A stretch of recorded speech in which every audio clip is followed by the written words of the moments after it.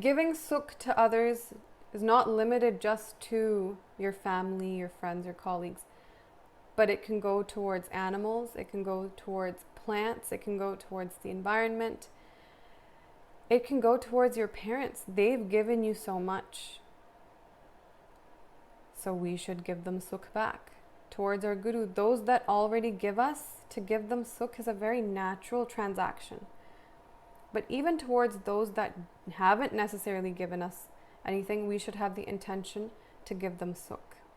And we should decrease our intention to give dukh to others, to give pain to others, because that is going to come back towards us.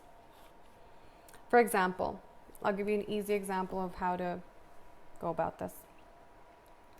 Start to really genuinely care about people from the heart.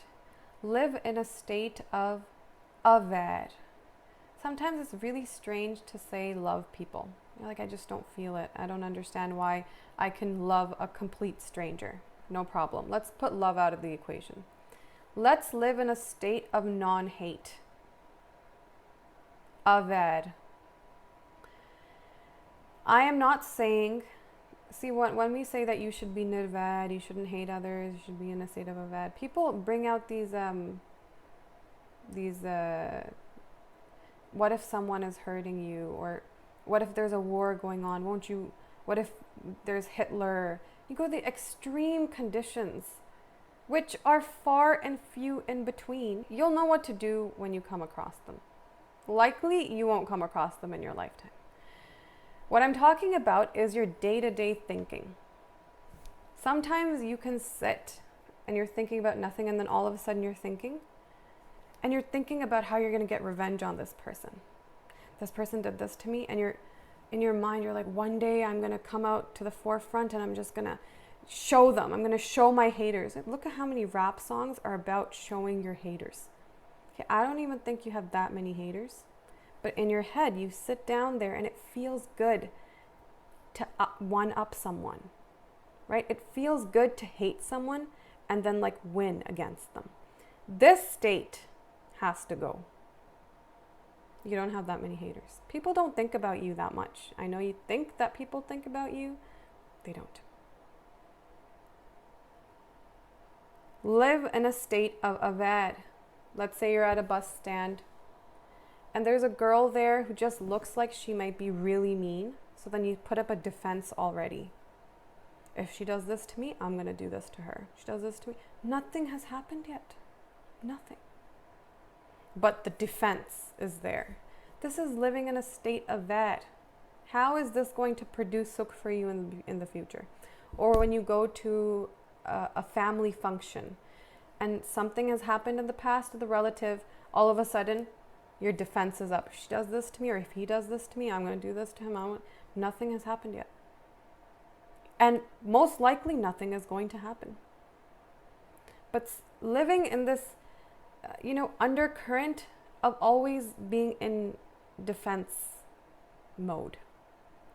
Always thinking that the other person is going to do something bad, so then you start to think, I'm going to do something bad to them.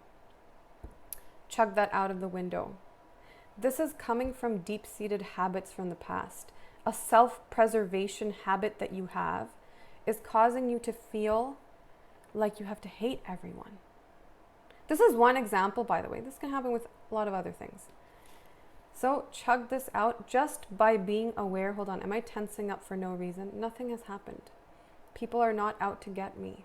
People are acting according to their own nature. I will act according to my own nature, which is individual, separate.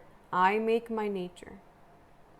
And I'm not going to act until action is required. I don't have to think about scenarios in my head. I want to be scenario-less without scenario. Okay? I don't want to think about stuff. So this is an example of what you sow is what you reap. If you're in a state where you're thinking, no matter what happens, I'm going to act in a pleasurable way. I'm going to give a smile, even if the other person looks like they've never smiled before. I'm going to give them a smile anyways. If it's a relative that I didn't talk to, I'm going to go up and say hi. If my mom and dad are not in a good mood, I'm still going to do some of their seva for them. If they want me to do something, I'm still going to go check up on them. whatever it is. Even if my guru's mad at me, I'm still going to call them and I'm still going to say, how are you? Whatever. I'm going to act in a pleasurable way, regardless of my circumstance.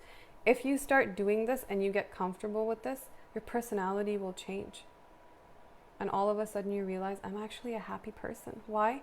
Because everything here is set up positively. So everything I attract is also positive. But everything, if it's all set up here in a negative way, everything you're going to attract is going to be negative. Okay?